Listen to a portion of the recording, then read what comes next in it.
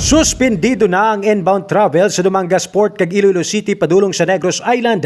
Vice versa sugod subong adlaw, Mayo 25 tubtob Mayo 31. Sa interview sa Radyo Bandera Iloilo kay Philippine Coast Guard Iloilo Station Commander Edison Diaz, ginkompermar sini nga nagpagwa na sang Joint Advisory ang Regional Interagency Task Force kag Regional Task Force nga nagamando sang temporary travel suspension sa Dumangas Port kag sa Iloilo City pakadto sa Negros Island vice versa sa sulod sang 7 ka adlaw. Ini matapos ginpaidalom sa Modified Enhanced Community Quarantine kon MECQ ang syudad sang Iloilo bangod sa nagasaka nga kaso sang COVID-19.